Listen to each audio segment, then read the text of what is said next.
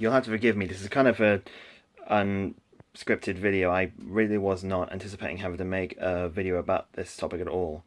This morning, obviously, I woke up. I've just got myself ready for work when I found out that one of YouTube's most prolific gaming critics, John Bain, otherwise known as TotalBiscuit and the Cynical Brit, has passed away after his fight with bowel cancer, which apparently spread to his liver, which has obviously... It's kind of saddening to me because I quite admire what he's done. I know many people haven't, and I know that there is a long stream of criticism for some of his actions, but obviously that is something that can't be avoided. But what was he all about, basically? Well, Bain obviously was a YouTube game critic who has actually reviewed many games, popular or indie, AAA, not so popular. But yeah, that was a lot of what he did. He also did a lot of, I think he was involved in quite a bit of drama sometimes. Then again, what person isn't involved in drama? Celebrities, that sort of thing. Everyone is involved in drama. And yeah, maybe sometimes some of the things that he said or did has come across as very shady, and maybe he wasn't the best kind of personality. But again,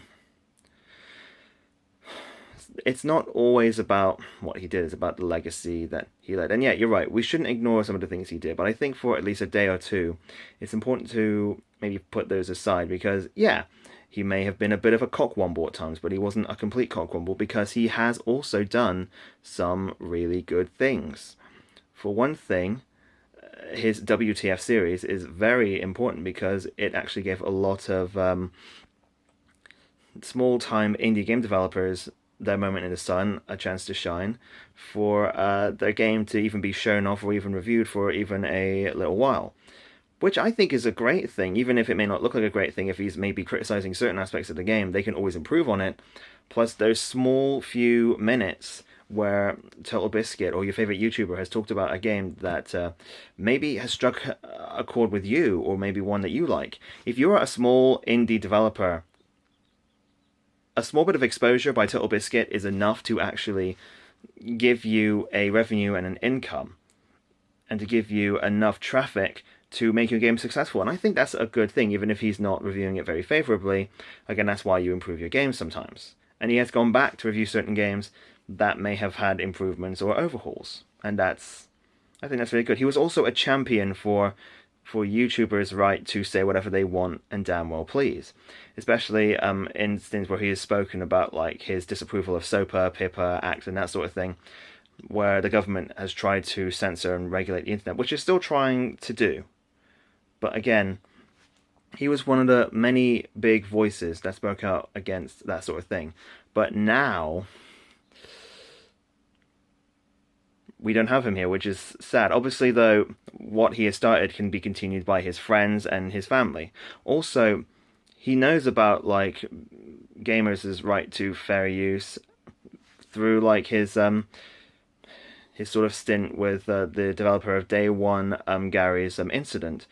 So he knows full well about fair use, free rights and laws and that, because he was he actually studied law, so he knows what he's talking about, and he gave YouTubers hope.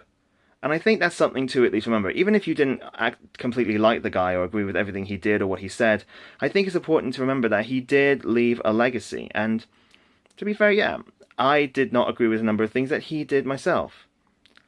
At one point I was quite angry with him, but again, I think for one day they could be put aside to at least respect someone that has led a very successful YouTube career and has had I would say, a great life. Obviously, not so great when you have cancer, but again, he never let that stop him.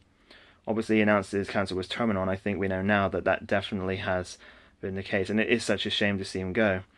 My condolences obviously go out to his friends like Dodger and Jesse Cox, the Corruptional Podcast, and all that. His wife, his family and friends, my condolences go out to you.